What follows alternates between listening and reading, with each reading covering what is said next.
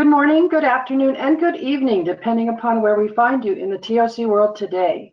For those of you who I have not met, I'm Marcia Hutchinson, the General Manager for the TOC ICO, and it is my pleasure to welcome you here today for this first in a three-part masterclass series by Sanjeev Gupta on how to execute projects faster and more efficiently. Today, Sanjeev will be presenting part one, the planning and scheduling problem, followed in the next 2 weekends by focusing and finishing enablers in planning and scheduling, and the final session on planning examples and scheduling. Sanjeev has founded 2 companies to provide TOC solutions, Throughput Technologies and Realization Technologies. Throughput was named a top 5 vendor of manufacturing planning and scheduling software by AMR Research in 1997. And Realization's customers have achieved more than $6 billion in bottom line benefits using the knowledge he will share in this masterclass. Sanjeev has a BS in Mechanical Engineering from the Indian Institute of Technology, Delhi, and an MS in Management and Public Policy from Carnegie Mellon University. It might be noted and should be noted that the project's strategy and tactics tree, authored by Dr. Goldratt, is based on Realization's implementation process, as proven and presented by its customers at its Project Flow conferences. So without any further ado, please, Sanjeev, welcome. Thank you, Marcia, and hello, everyone. So we'll get started. And of course, project management, for those of you who are attending this webinar, you already know this, that projects are important because projects are the lifeblood of development and growth. Projects are how we bring new ideas to life. Projects are how we create new infrastructure. Projects is how we transform organizations. And if you just look at the infrastructure and construction projects, $10 trillion are going to be spent on infrastructure projects this year. The number is increasing, and that is close to about 10% of the world's GDP. From a product development perspective, we are entering the age of hyper-competition. Hyper-competition means that you have competition not only from people who have traditionally been your competitors, but also from new players from other sectors who are coming at you from all different angles and directions.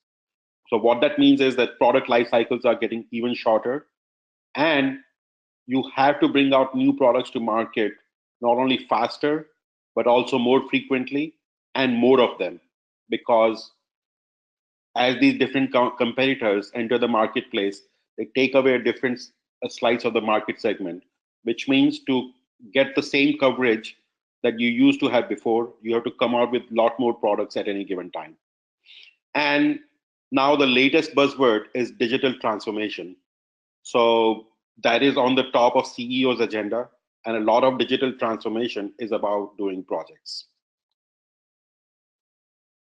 Not only are projects important, and not only is the importance of projects increasing, but project management is also increasing in importance in parallel.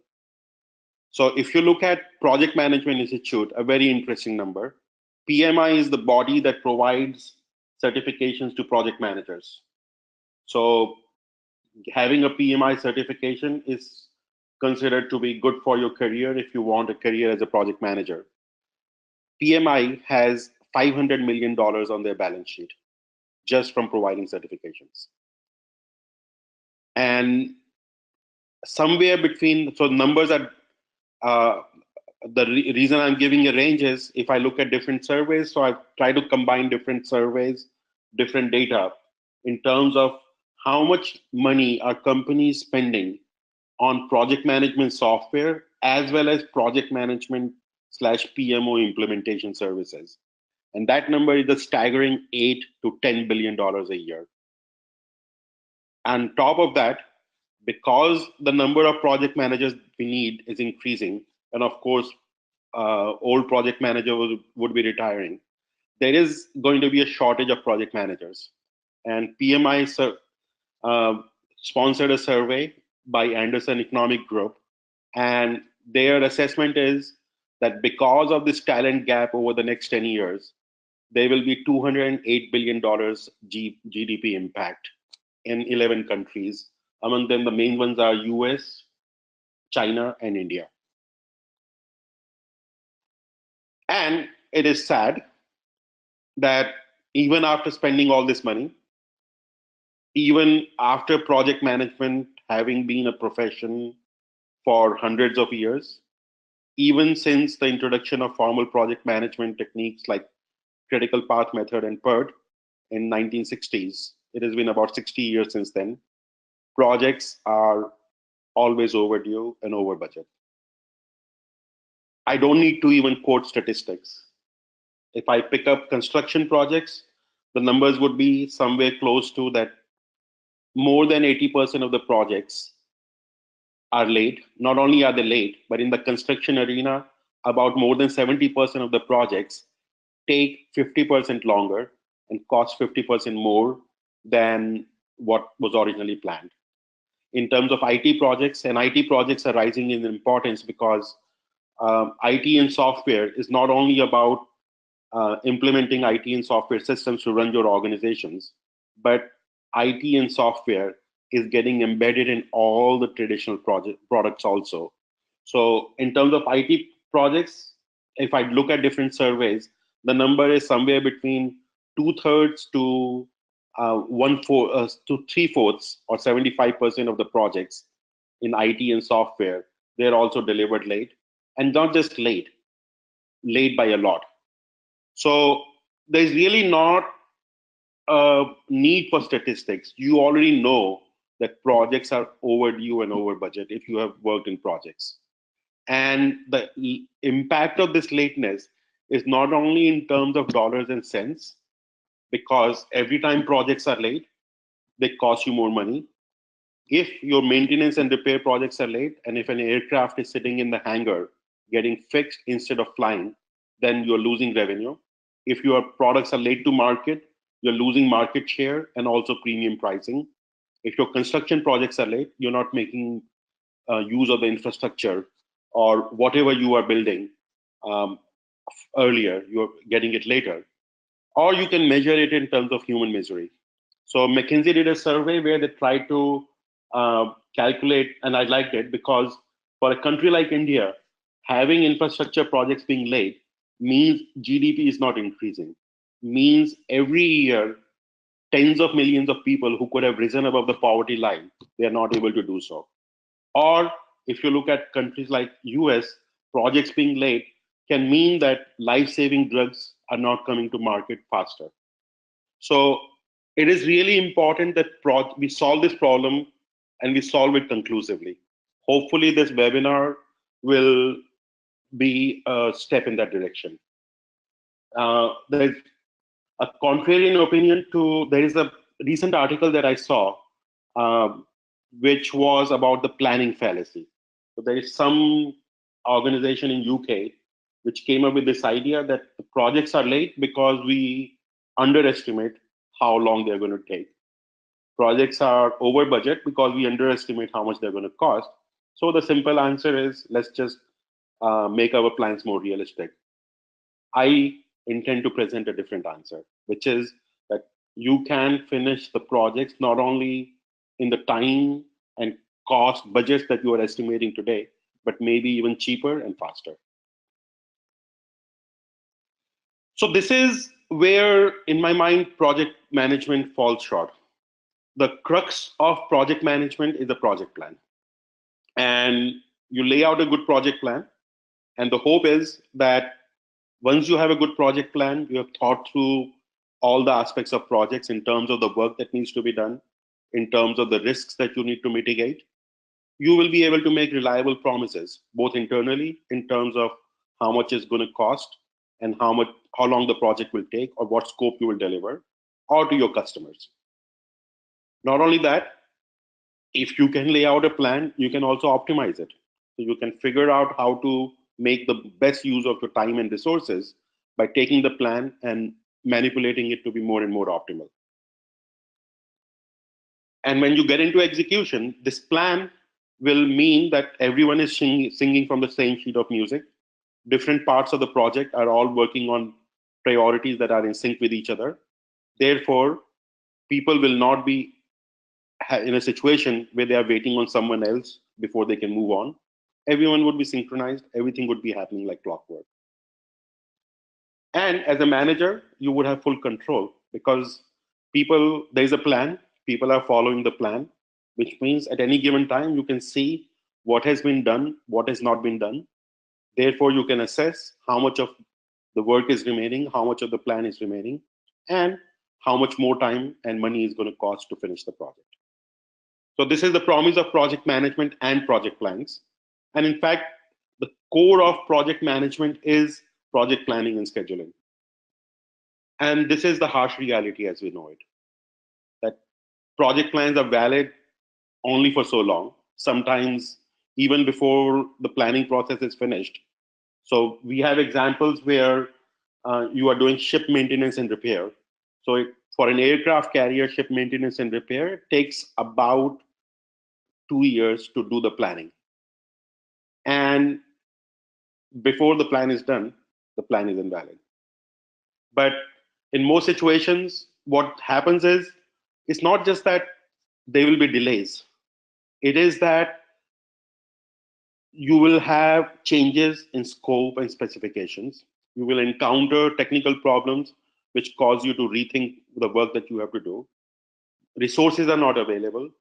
Tasks that you are supposed to do, the nature of tasks changes. You thought that you will accomplish a certain outcome by performing certain activities, but it doesn't happen that way. So you have to do extra work to perform to get the same scope done. And the sequence of the tasks change. So in construction projects, it's possible that you thought that you will first do the flooring of in a building, and then you will do the walling, do the sheet wall, etc. Or you can say, let me go room by room. Let me finish one room and the second room and the third room. So the sequence is flexible, and the sequence changes depending on the conditions that arise in execution. So against this harsh reality, the promise that you had of making reliable promises, that is gone for a toss. The promise that you had of having synchronized execution is gone. There is no point in optimizing your project plans because they're not useful anyway. And there is no control. So, and the situation is really bad. It's not that we can laugh about it, right? So what typically happens is you go and ask someone who is working on the project, how is the project going? The project is going fine in their mind. That is what they will tell you. The reality is when they talk to their colleagues or they think about it themselves, they know the project is vastly behind schedule, or it is it's over consuming the budget, right? And the from a project management perspective, it is really the chaos theory of management. People don't even believe in planning and scheduling anymore.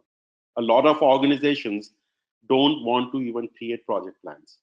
Especially if you go to research and development projects or high-tech development projects, where you have smaller teams, people think that they can get by, they can finish a 9-month, 12-month project without a plan.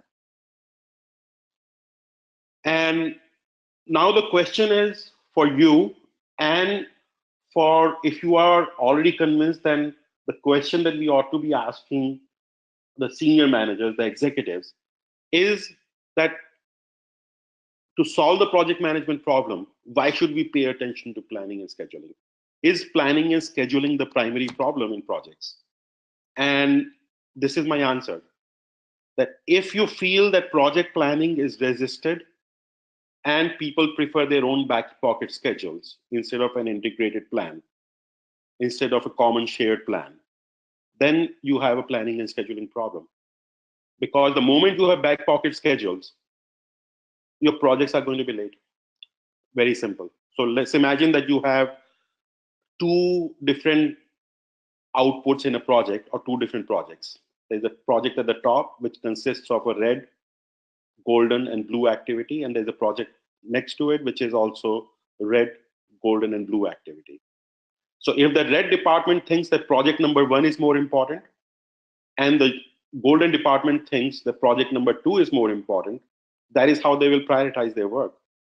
And when they prioritize their work in this way, what happens is you are done with the red activity on the first project, golden activity on the second project, but you cannot pick up the integrated work and perform the blue activity on either of the projects because the corresponding activities have not been finished. So you have to wait for the yellow activity or the golden activity to get finished on project one, and the red activity to get finished on project number two before you can do the blue activity. And the total time that it takes in this case to do both the projects is 20 days. Not only that, the blue department, when at this point in time, after 10 days, they have a peak load. So now they are faced with a situation of bow waves of work. Versus if you were operating to an integrated plan. So we still have to solve the problem of how do you keep plans alive in execution. But if you could operate to an integrated plan, then you could finish both the projects. First project in 10 days, second project in another, also in 10 days, but it will start 5 days later. And the cycle time for each project will come down to 10 days. And the throughput, in the same amount of time, you could have done one more project. So throughput of projects would have gone up from 2 to 3. So this is the cost of back pocket schedules. So if your organization is operating to back pocket schedules, and if there are more than a handful of people working on projects, you know you have a planning and scheduling problem because you are losing time and capacity by operating back pocket schedules. It's actually worse than that, and we will come to it a little bit later, that in the absence of a plan, the only way you can manage your daily tasks and resources is through local optimization. You really do not know what is good for the entire organization or for the entire project. So you're just worried about what you can see today and where can you put your resources today. So local optimization becomes the main mode of operation, and that is a huge penalty that you pay in terms of per project performance. So I would say yes, planning and scheduling is a primary problem if you are measuring your projects based on, are my resources busy, and am I making progress on every project or not, on my project or not. So next is that if you are operating to back pocket schedules, what it also means is that everyone is waiting on someone else. If you have a situation where everyone is waiting on someone else and everyone is firefighting because whatever the plan was laid out, they are behind the plan, you have a planning and scheduling problem.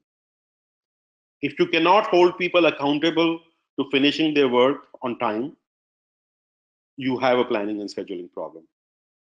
If your managers are spending more time in meetings to resolve schedule conflicts instead of really managing the technical and business aspects of the project, you have a planning and scheduling problem. And if you find that whatever updates you get in terms of whether you have implemented earned value or any other kind of a system, if you're getting these updates, but from a planner's perspective, from a PMO perspective, they're just a bunch of random numbers. And when I say random numbers, what it means is that I get all these updates, I get reports about what everyone has finished, but now I don't know how it fits into the overall plan, how it impacts the overall status of the project, because people are not following a plan. They are just working randomly. So when they are working randomly and not to a plan, that means any updates they're giving you are also just a bunch of random numbers. And you have to spend a lot of time putting these numbers together to come up with the project status. So in typical construction projects, infrastructure projects, large infrastructure projects, what you will find is the PMO is spending 15 days running after people to get updates, and they have to run after people to get updates because no one is following a plan. So you run after people to get the updates on, hey, what did you finish, etc., etc., and they spend another 15 days massaging the data to create a report for top management. And unfortunately, that report is not only out of date, but it has been massaged so much that the status reports are unreliable. And the consequence of that is that every month projects keep slipping. So every month you feel that the project is going to get done at a certain date and it slips. Or worst case is that for a few months the project is on time, and suddenly in 1 month the project is 6 months behind schedule. And the proof that you are losing all this time, at least if not capacity, is that high priority projects can get done in half the time. So if you have a situation where high priority projects can get done in half the time of other projects, you have a planning and scheduling problem. And if you have a planning and scheduling problem, the important point is improving your processes or the soft skills of people like leadership or conflict resolution, etc. They're not going to do anything to improve project delivery and resource efficiency. They might make people feel better. They might make people more capable of coping with the day-to-day stress, but they are not going to improve your project delivery. So if you want to solve the project management problem, you have to fix the underlying planning and scheduling problem. And that is my advice, that if you do fix the planning and scheduling problem, your projects will get done much faster, your resources will be more effective, they will produce more, and you will have less stress. Look at these two situations. When you're operating to back pocket schedules, you have, from a management perspective, you have a lot of chaos going on at any given time. You are trying to have to manually coordinate the priorities. You have priority conflicts, versus if you are able to operate to a plan, you don't need that managerial intervention. So the agenda for this master class is, I will talk about the SiCPM breakthrough. And the reason I want to talk about it is that critical chain project management, in my experience, has been vastly misunderstood and vastly misrepresented in terms of what value it brings. So I want to revisit what SiCPM is, the fundamental limitation it overcomes. There's another aspect to it, that critical chain project management, as important a breakthrough as it is an incomplete breakthrough. So you don't end up solving the complete planning and scheduling problem of that project plans cannot be used in execution just with critical chain. If you just do critical chain project management, you will end up having a situation where you still have to replan the projects far too often. So what makes that breakthrough complete? I will talk about that. Then I will try to convince you and present the evidence and the data, empirical evidence, as well as the logic, to show you that the benefits, whenever we have implemented critical chain or something else, the benefits or the improvements in performance come from something that I call focus and finish. The focus and finish is what creates the benefits. And it's not about getting an individual to not do multitasking. That is not focus and finish. I'm talking about focus and finish at an organization level. So focus and finish is an important piece. And in fact, that is the subject of most of the planning examples I will give, the planning concepts that I will put forward. And I'll also talk about the value of agile. So agile is important. Again, agile, the way it has been implemented and understood, is probably not right. The meaning of agile is not time boxing. The true meaning of agile is not let's not do planning. The true meaning of agile is let's do the projects in small batches, small testable batches, so that we can reduce the risk in a project early on. And once we have gone through the basic concepts, I will present concrete techniques for leveraging the SiCPM breakthrough. So I want to repeat, the SiCPM breakthrough is not the breakthrough that directly gives you the benefits. The benefits actually come from focus and finish. So the lot of the subject of this webinar and the next two webinars will be on how to incorporate focus and finish in your project plans, in your multi-project plan, which is the pipeline plan, in your resource plans, and in your execution practices. And finally, we will talk about the buy-ins. Again, because SiCPM has been misunderstood, we have made the buy-in into SiCPM much more difficult than it should be. And if we represent CCPM right, if we understand what CCPM really is and where the benefits come from, the kind of binds we need to get are much easier and much fewer. We'll also talk about when and why you need software.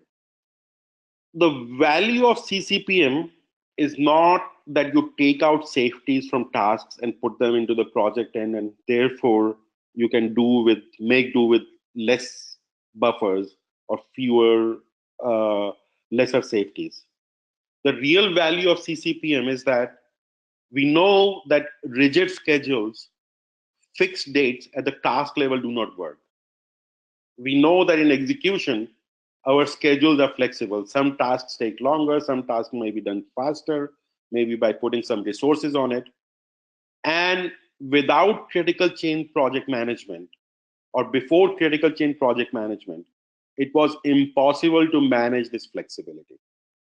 What critical change project management provided was a way to make use of these flexible task schedules. And specifically, what it meant was that with critical change project management, you did not have to go back to the original date-driven schedule to see what tasks should be done, because those dates are not relevant anymore anyway. It gave you a new way of prioritizing tasks within projects and across projects. When you are not operating to fixed dates and your schedules are a little bit flexible, the challenge that was there before CCPM was you never knew what the status of the project was.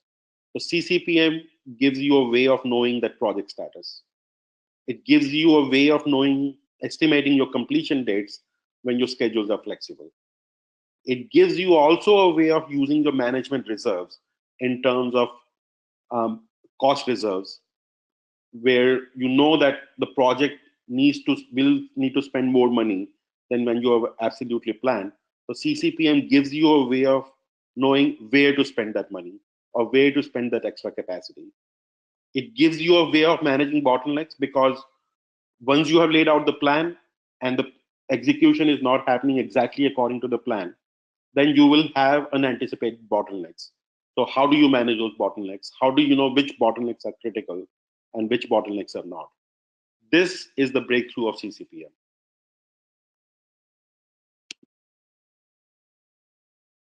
At the same time, it is an incomplete breakthrough, because the duration variability, how long it takes to do a task, that is not the only uncertainty or change that afflicts our projects. You also have changes in project networks. As I said in the beginning, the tasks themselves are not known many times. So if you are doing, let's take a simple example of aircraft maintenance and repair. You don't know until you have done the inspections what are all the tasks that need to be done, specific repairs that need to be done in the plane. You have a general idea that you will need to fix the left wing or the right wing or the pylon or the fuselage, but you don't know exactly what tasks you have to do. Same thing in research and development projects. You don't know what work needs to be done to make an engineering idea pan out in reality. And same thing in construction projects. You don't know all the work that exactly will need to be done when you start doing construction. You will have, if you are doing road construction, you will end up with, or you will encounter some unanticipated things along the way that need to be taken care of. And also the dependencies change.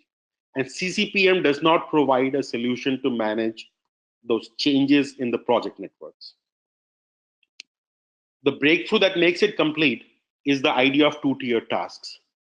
And the main point here is that your project network, in terms of critical path or critical chain, is at the tier 1 task level. Underneath each one of these tier 1 tasks, there are subtasks which can change in execution, or which might not need to be specified upfront when you do the plan. So again, going back to the aircraft maintenance and repair, you have to fix the left wing. So that is a task. Exactly what you need to fix in the wing, that is a subtask. And when you have two-tier tasks in the project plan, what you are able to do is you are able to keep the project network itself very stable, but you are able to change all the tasks below it, the subtasks, as and when those changes happen without redoing the entire project plan.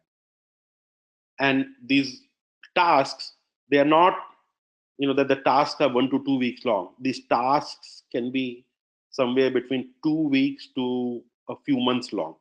So we have seen situations where tasks in construction, for example, road construction projects, these tasks can be about 4 months long, 4 month long tasks with a lot of detailed activities below them that need to be managed on a daily basis. But the beauty is that how the details are getting managed, that is the flexibility that is given to the front line. It is not specified in the form of rigid dependencies to the front line. And the project manager is concerned only about with the critical path network at the task level.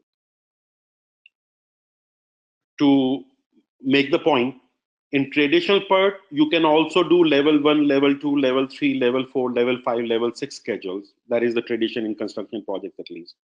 But whatever is the lowest level in your network, that is where critical path or critical chain or the buffer management scheduling logic will run.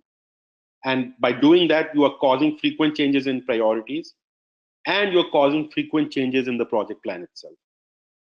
Versus in a two-tiered PERT, critical path, critical chain, buffer management is running one level above the lowest level of detail. And what goes into tasks and what goes into subtasks is going to be a major element of discussion in these webinars. The tier 2 tasks or the subtasks also have schedules. It's not that we don't need to schedule them, but those schedules are determined more real time and they are subordinated to the tier 1 priorities. And the idea of focus and finish that I'm going to present, it takes this focus and finish even deeper when you have two-tiered tasks. So this completes the breakthrough. So I talked about the local versus global optimization or focus and finish. Let me explain that first before we move into the actual examples. So imagine a situation where you can think of one project with 3 different work streams, or you can think of it as 3 different projects. Regardless, each project or each work stream has 3 activities. There's a blue activity, there's a red activity, and there's a golden activity. And when we say a blue activity, it does not mean that the only work that is being performed in the blue box is by the blue resource. There are some other resources that also come in and go, but most of the work is done by the blue resources. And if I have my one blue resource and if I put it on this one activity, I can get it done in 6 weeks. Similarly, for the red box is comprised of some red work and some blue work and some golden work, but predominantly it is the red work. And if I put all my 3 red people on one red task or one red activity, I can get it done in 10 weeks. And golden resource, same story. If I took all my 3 golden resources and put them on this task, which is predominantly golden, but also has other activities, I can get it done in 4 weeks. Now, if I do not have a plan, if I'm just responding to the work that shows up in front of me, then the only way I will be able to work is to say, what is all the work? What are my resources? Where can I put them? So I'm going to keep busy and try to show progress everywhere on every one of these projects. And yes, while doing that, I can get some efficiency gains. So instead of taking 6 weeks and then 6 weeks and then 6 weeks, which is 18 weeks to finish 3 blue tasks, I get it done in 15 weeks because I'm taking advantage of all these times when the blue resource is not required. And whenever the blue resource is not required, I use them on a different stream or a different project. So I get done in 15 weeks for the blue. Instead of 10 plus 10 plus 10, which is 30 weeks, I get the red work done in 25 weeks. And instead of 4 plus 4 plus 4, which is 12 weeks, I get the golden work done in 10 weeks. So from a local optimization perspective, awesome. I am able to keep my resources busy. I am able to make use of all these idle periods of time by keeping my resources busy somewhere else. And I'm able to show progress on each one of these work streams. So I'm keeping every project manager happy. But by doing that, I'm getting my 3 projects done in 50 weeks, or 3 streams in a project done in 50 weeks. Versus global optimization mode, which is focus and finish. So I said, forget about keeping people busy. Let me just make sure that I finish my red blue activity as fast as possible so that the next person down the stream, this is the meaning of global optimization. Instead of worrying about what you have to do, you also worry about what someone else has to do. So you get your work done, move on, and to the next project or the next work stream, and then the next project or the next work stream. If you work in this focus and finish way, apparently you are losing some efficiencies because your people are not going to be fully busy. But you finish the 3 work streams in 40 weeks, which is 6 weeks plus 10 weeks, which is 16, 16 plus 10, 26, 26 plus 10, 36, 36 plus 4, 40 weeks. And each one of those projects got finished in 20 weeks from the time it started till the time it finished. And you have 10 weeks left over in the overall schedule, but you have space for one more project, which means 33% more throughput. And if you just step back in terms of observing the critical chain implementations, what you will find is the value is not coming from buffers and aggregation of buffers and optimizing buffers. The value is coming from the fact that instinctively we are building project plans at a not at the detailed minutia level, but at a higher level of detail. The moment we do that, we begin to bring in this focus and finish of global optimization. So again, this focus and finish is not about stopping task switching. So in fact, what I assumed here was that spreading resources thin actually is more efficient.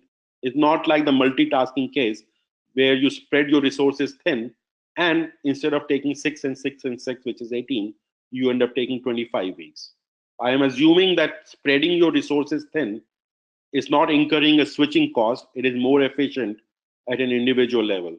But focusing all your resources in an organization on the same task together, that is what we mean by focus and finish. And the logic is very simple again, which is when resources are spread thin, every task ends up taking much longer. And in projects where your ratio of touch time to lead time is much larger than in production, being able to finish a stream of activity faster, a task faster, means the next person or the next department downstream can start their work faster. And that leads to the entire project getting done faster. And as we discussed in the example of a blue resource over here,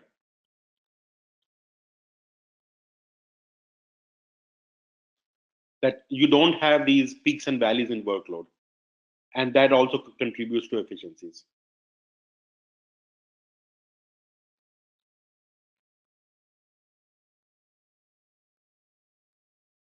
And these are the examples from our implementations. I'm sure some of you have also done critical chain implementations either within your organizations or in other organizations. But these are the examples that we have seen again and again. So this is from product development, engineer to order type of manufacturing. Just look at these numbers. And these numbers are not happening because you are taking safeties out and people were lazy and you're making them work harder. These numbers are coming about because of this global optimization, because of this focus and finish. This list goes on and on and on. We have large projects, small projects, IT projects, nuclear power engineering projects, automotive product development projects, aircraft maintenance projects, marketing projects, engineering projects again. And the net impact with 350 customers. Actually, it is 350 customers where we have done multi-project implementations. And we have also done another 75 or so large infrastructure and construction projects, mostly in India and some of them in the Eastern Europe, where we are getting these kinds of gains, 10% to 30% gain in productivity, projects happening 20% to 50% faster. And only 10% or so of those customers have shared the bottom line impact, and that is $6 billion. A lot of them have shared these numbers in terms of project performance. But in terms of bottom line impact, the numbers that have been shared, they are $6 billion or more. If I put all those numbers together and estimated and rolled in the other 90% also, this number is close to $20 billion. And let's assume that there are another 20 to 30 billion dollars from other critical chain implementations. So this is the value of critical, that has come from critical chain implementations. And I think the main point here is the value is not coming from aggregating buffers. The value is coming from focus and finish. Last point here in terms of introductory concepts is the value of Agile. The main point here of Agile is risk reduction. So when you are doing a project of any kind, whether it is new product development and research or even a construction project, at some level you are reducing the risk of the project, especially in the early phases of the project. So in a construction project, you don't know what kind of condition you will encounter or exactly what does the client want. Very endemic in software projects, and in research and development projects, you don't know whether a certain technology will pan out or a certain molecule that you are trying to discover in pharmaceuticals, whether that molecule will have the same effect or the way you do the formulations will produce the intended effect. So risk reduction is important in projects. So you need, when you are building your project plan, you need to build your project plan in a way that you are reducing the risk early on instead of much later. And where Agile plays a role is saying that instead of a waterfall where we do everything and then we test our technology or the product or release it to the customer, at the end of it, after a big set of assumptions, large set of assumptions, instead of that, let's do more iterative. So let's produce a small testable batch as quickly as possible, take feedback from it, and move on. And this is how you organize your risk reduction. So you think through your risk reduction sprints, what I'm calling. So here's a simple example. There's a company in India, Larsen and Toubro. They were building a shipyard, and as a part of building the shipyard, they were building a ship lift. Ship lift is something where these heavy ships come and they go on the ship lift. The ship lift raises the ship and brings it into the shipyard. So it's very complex, subject to a lot of engineering type of problems in terms of warping of sheets or alignments not working, and there's software aspect to it. And they had never built such a ship lift before. So this was the first time that this particular company was building a ship lift. So instead of buying the ship lift, they were going to build it themselves. And with all these uncertainties, it was clear that they would build a ship lift and it might not work. So the risk reduction sprint in that was that let's take a very small section of the ship lift and make sure that all these tolerances and software, etc., work before we build the rest of the ship lift. So that was the first sprint. Right? And similarly, in projects after projects where you have high amount of risk, you need to think through what are the set of activities and outcomes that you can produce from those activities that will allow you to test the main idea, the risky ideas, and learn from it and either prove out the idea or learn from it and move to the next sprint. So this is the value of Agile. Want to stress one point again, and I'm sorry if I'm repeating myself, but it's important. So that's why I'm repeating it. The value of critical chain is just that it makes project plans useful in execution. especially with the idea of two-tier tasks, you can have situations where you create a project plan once. So we have construction projects which are about 36 months long projects. We have construction projects, these projects running for 12, 14 months before they have to be replanned. For smaller projects, which are 6 month to 9 month projects never have to be replanned with critical chain and the combination of two-tier tasks. And that is the value of critical chain, that you make these project plans useful, which means all your thinking about how to optimize your resources and timelines, how to reduce the risk, etc., can now be put into the project plan, and those project plans can be used to manage execution, and managers can be free to manage the real aspects of the project. The benefits come from, which is, by benefits, what I mean is doing projects faster, or doing more projects with the same resources, or accomplishing more scope within the project. They all come from focus and finish, not from buffer optimization. And this whole myth of that if we take safeties from tasks and put them into the end of the project into aggregate buffers, that is a myth. There are not enough tasks in a project chain to take advantage of aggregation. It's not supply chain where the solution is buffer aggregation, where aggregation of inventory buffers is the thing that leads to benefits. In projects, there are just not enough tasks in a chain to take advantage of aggregation. The value will come from focus and finish. And more importantly, when you talk about this taking advantage of aggregation, in terms of selling your idea to top management, it makes it easier.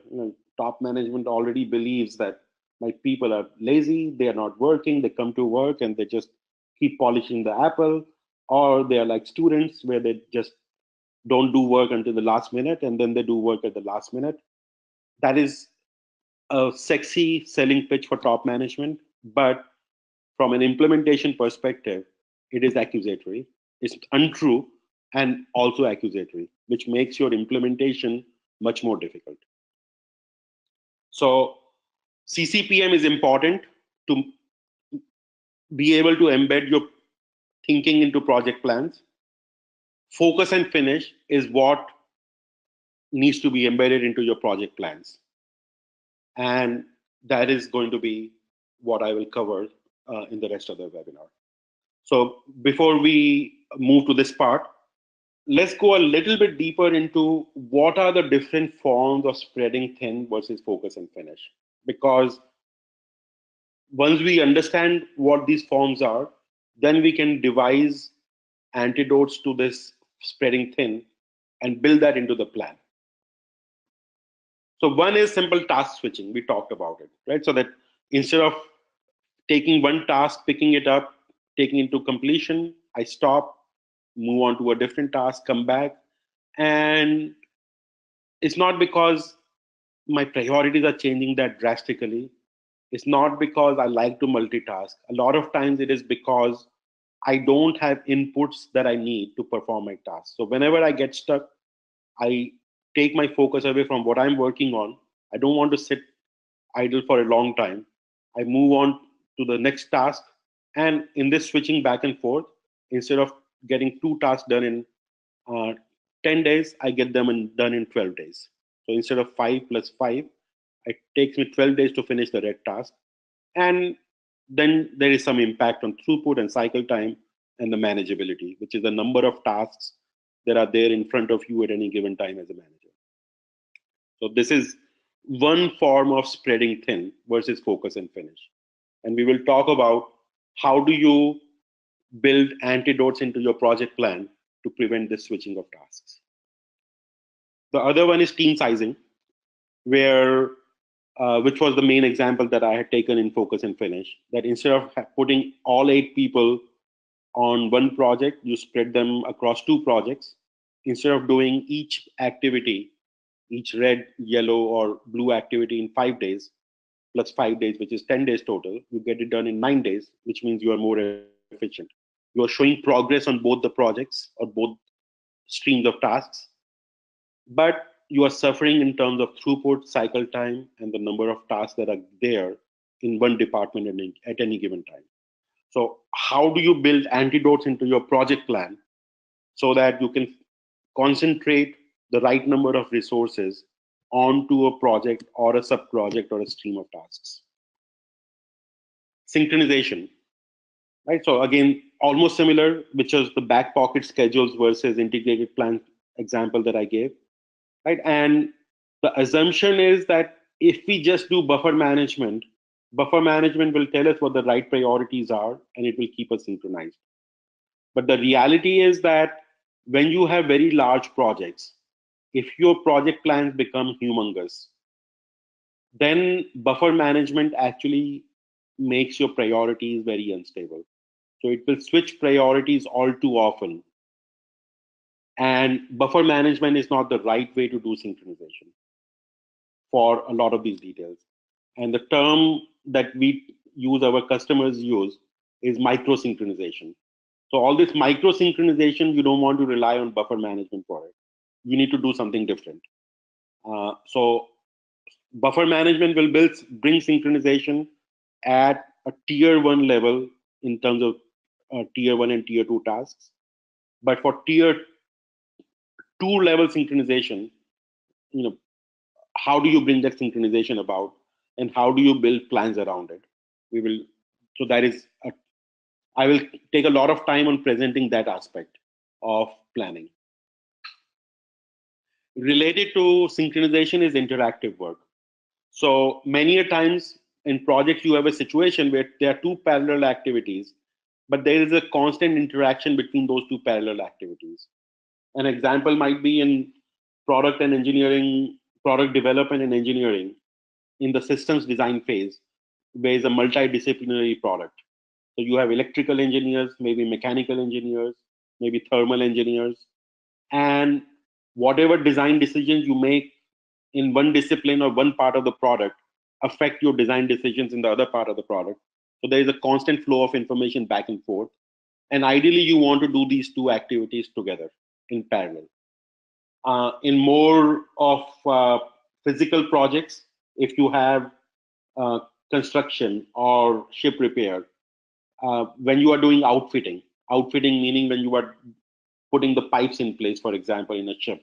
So you have all these different pipes in a ship or a nuclear power plant.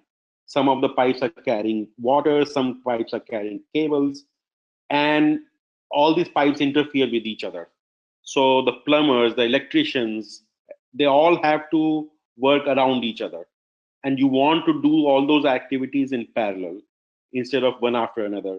So in that case, also, this interactive work comes over. And if you don't keep these activities in sync in execution, what ends up happening is a lot of waiting happens. So instead of something taking 5 days, now it ends up taking 12 days, which is combination of the fact that I was idle, so I switched on to something else. It's also, and when I switched on to something else, I'm not able to come back exactly when the golden guy finished their work. So it took 12 days, not to mention the quality problems that come about. So the right way to manage these is that the red and the golden work are one task, not two different tasks. So again, we will talk about how to identify this interactive work and how to build it into your plans. And the same idea of interactive work and synchronization and team sizing is what we will carry forward into multi-project planning, because that is the real idea behind how to stagger projects also. And one more important point in multi-project planning, especially or in large projects, is this management constraint. So a lot of times in projects, what will happen is when you are performing the work does not flow from left to right. When you encounter problems, work goes up to these experts or managers who have to solve problems or make decisions before those decisions or those resolutions come down and you can start work again. In this situation, you really have this queuing theory that applies, which is as your queue of issues or decisions goes up, the wait time goes up exponentially. And the reason for that is the high amount of variability in making decisions and resolving these problems. Sometimes it might take 2 days, Sometimes the decision can be made in 1 hour. Sometimes it might take 2 weeks. So every time you hit this high variability, the next person has to wait for much longer. But if you finish something faster, it sometimes doesn't help because the next issue has not come to you. So how do you account for these management constraints when you are doing critical chain planning as well as the pipeline planning? That and how do you build it into the plans? I will discuss that as part of this webinar. Specifically, these are the techniques I will be covering. In project planning, this two-tier task idea, full kitting, which is again a way of focus and finish. Full kitting is doing two things. One is it is making sure that your inputs are all available. Therefore, when you actually do the work on the projects, you don't have to stop and do task switching. That is one advantage of full kitting. The other advantage of full kitting is this managing of inputs, you are doing it in a focus and finished way. Instead of going and managing inputs on 10 different projects at a time, you manage inputs on one project, get it all done. And instead of having a situation where you have 70% inputs on 10 projects, now you end up with a situation where you have 7 projects ready to go, and then you can move to the next 3 projects. We'll talk about an important aspect of projects is completion milestones. When you have to force focus and finish for certain reasons. For example, again, in maintenance and repair to force early inspections, or in research and development to force early risk reduction. So how do you identify these completion milestones? And this is different from phase gate approach. A phase gate approach that you have in product development is too high of a level and is mainly for approvals, but it doesn't do risk reduction. So this milestone that we are talking about, this risk reduction sprints we will talk about, they are not about the phase gates that you have in a project typically. What we end up finding is that actually the phase gates are a compromise. Neither do they do full risk reduction, nor do they force complete sequentiality. So this idea of identifying how to identify these completion milestones, we will talk about it. In pipelining, the main ideas I will discuss are when do you use resource constraints, which is you limit your project based on the actual load versus capacity on resources, versus when do you operate to WIP constraints, which is instead of looking at detailed load to capacity, you just look at how many projects can you do at a time in a phase of a project. We'll talk about phase-based pipelining versus task-based pipelining. So instead of scheduling each minute blue activity, you schedule the blue phase. You schedule at the blue phase level. So we will discuss that. Resource planning, which is another dimension in projects, is about how do you manage resources. Right? So how do you organize your resources? So I will describe a concept called logical resource hierarchy, talk about shared capacity versus project-specific capacity, and the idea of reserve capacity to manage unknown work, unforeseen work, non-project work, etc. How do you reserve that capacity and how do you optimize that capacity? Beyond that, once the planning is done, hopefully your execution is happening according to the plan, but it will not be the case always. You will have problems. So what techniques do you deploy to force fast resolution of issues so that managers and experts can make decisions or solve problems very quickly without impacting the project? And one important part that I will cover is buffer recovery.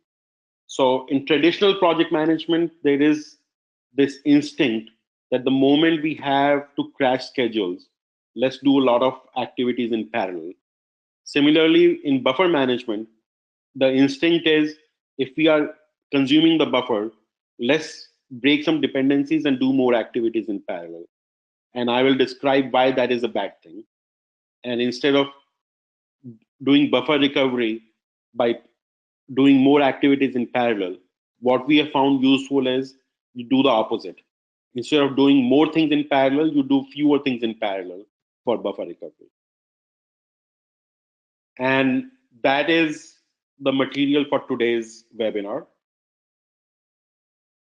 In the next webinar, we will pick up real examples and go through all these techniques in the next two webinars. So before we finish the webinar, any questions? I don't see anything typed up, but are there any questions that anyone wants to ask? In auto industry, there is a common practice of front loading to reduce risk. Is this the right concept? Okay, so I'm not sure what front loading concept is. If you don't mind, Prakash, can you, is it possible to give Prakash the mic so that he can Yes, talk? hold on one second. Let me activate his mic. Go ahead, Prakash. Hello, can you hear me?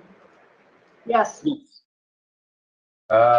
I mean, front loading, we often hear in an automobile project, a new product development and the process development. We almost hear a front loading concept where we try to bring everything to the front portion of the entire planning phase itself.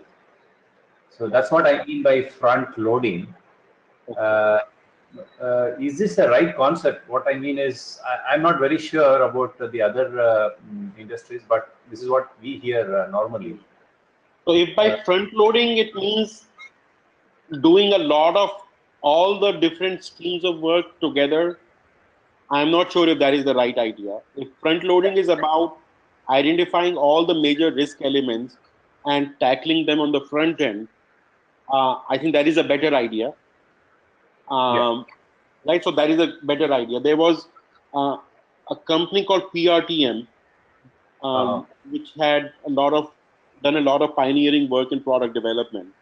And one of the ideas they had was they called technology equalization matrix, where they said, let's identify the longest risk, not just the critical part, but the longest risk elements, which means where we are not sure about the risk, and let's tackle the longest risk or the highest risk elements first, and then once the risk has been brought down, then let's start the rest of the activity. Okay. Thank you for that. If projects are dependent on info and decisions and approvals by external partners, does F&F handle it? Hello, Guy. So the technique in focus and finish that will handle it is full kitting. As the full kitting is the focus and finish technique, it says if we are going to be dependent on these external decisions and approvals, let's not do it task by task. Let's take a chunk of activities and get an approval for all those activities or all those inputs for all those activities before we start that phase of the project.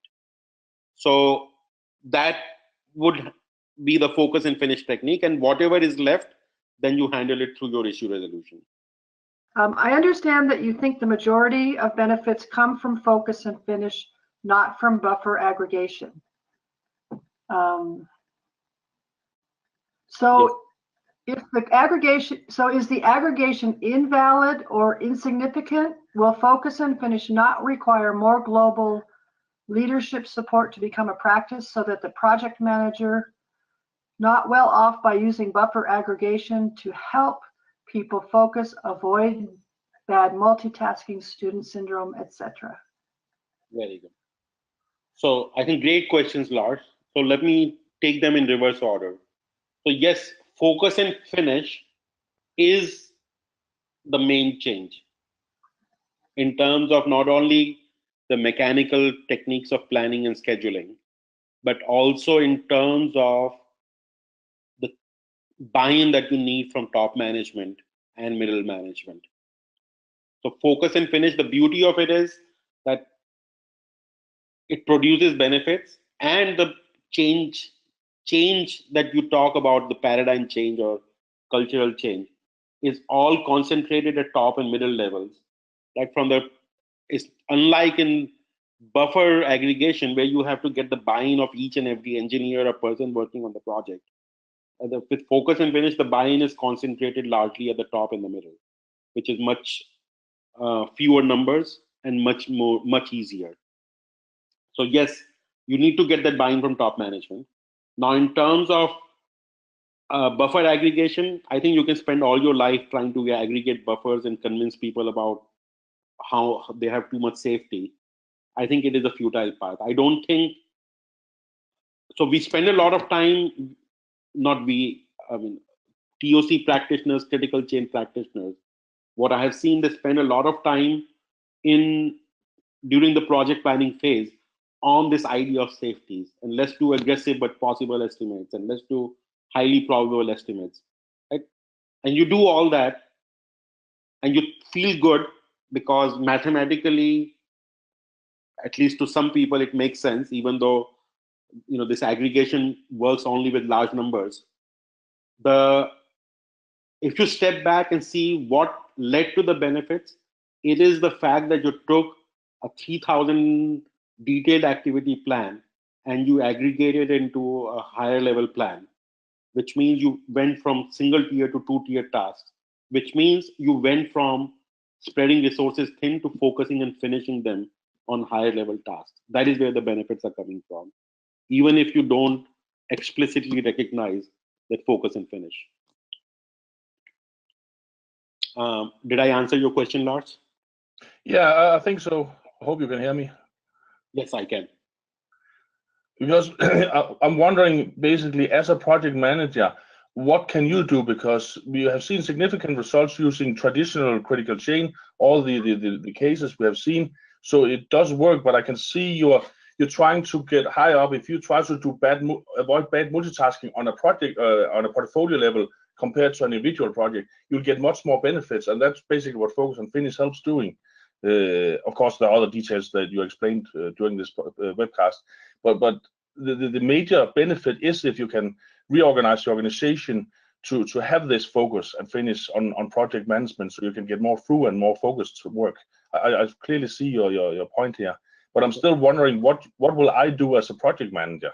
And project manager, if you create your project plan with these concepts, even if you don't have the management buy-in into focus and finish at the pipeline level, you will get benefits. So if you think through your project plans and construct a focus and finish project plan, which is primarily these 3 elements, you will see the benefit. Okay, thank you very much.